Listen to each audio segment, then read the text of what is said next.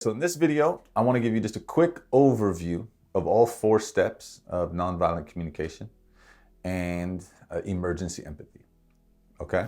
And we will go much deeper into every step and what is the challenges of that step and strengths. But right now I want to give you just a broad overview because these are very simple steps. So step 1, you bring up the catalyst for the issue, because this is nonviolent communication is to be used. You can use it anytime, but what we're focusing on is using it during conflicts or using it when you're bringing up very touchy situations that are likely to turn into a conflict. So the first step is to bring up the catalyst for whatever is going on, whatever is wrong, whatever has made you feel off or the other person feel off or upset. You bring up this catalyst using only observable facts. You leave out all opinions, judgments, criticisms, evaluations, diagnosis, all of that. It's unnecessary. Our opinion doesn't matter. Facts matter. Facts are important. Facts are indisputable.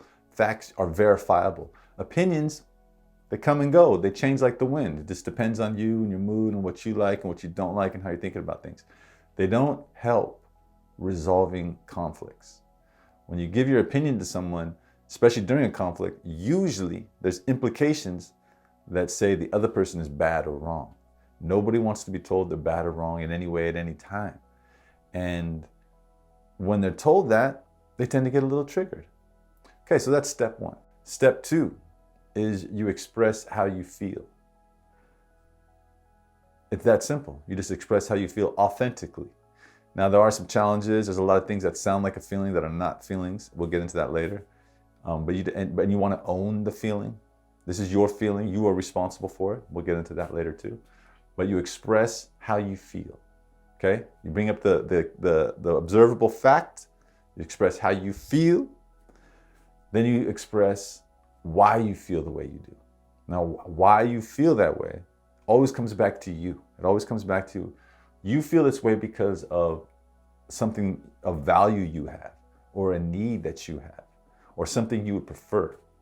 Let's say someone didn't take out the garbage, okay, and they said they would. So the observable fact is, I see that the garbage has not been taken out yet, okay? That's an observable fact, undisputable. You see, there it is. And then the feeling, I'm feeling irritated. Your feeling has to be honest, okay? You gotta be honest, authentic. So the trash, I see the trash has not been taken out, I'm feeling irritated because I don't like having a full trash can in the kitchen. I don't like it. I prefer it not to be there. That's NVC. Why? I'm not upset. I'm not irritated because you haven't taken out the trash. I'm irritated because I don't like having a lot of trash in the kitchen. Okay. So that's what the first three steps sound like. And then the 4th step is the specific request. Okay. Not a vague request. A vague request, you can't tell if it's done or not. Here's a sample of a vague request. Would you be willing to be a little more responsible? What does that mean? Nobody knows. But here's a specific request. Would you be willing to take out the trash within the next 10 minutes?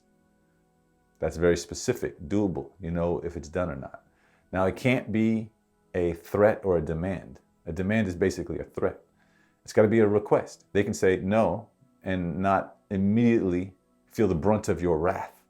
If they do, then that was not a request. It was a threat. It was a demand. That's violent. Okay, so those are the 4 basic steps of nonviolent communication. There's many nuances to it. We'll get into all of those. It's going to be a great journey. It's going to be a lot of learning. And I would probably recommend watching this course a few times. Reading the book, going through the podcasts. Just inundate yourself with the knowledge for a while. It's probably going to take a month or 2. And after that, you will have a firm understanding of how this works. And then the rest of the journey, a lot is refining and remembering to use it when you're triggered, which is, like I said, it's challenging. It's challenging for me. It's challenging for everybody I've ever known, but it's worth it. And the last step is emergency empathy. The most powerful thing. You can just do emergency empathy if you want. That's basically to guess how someone feels and why.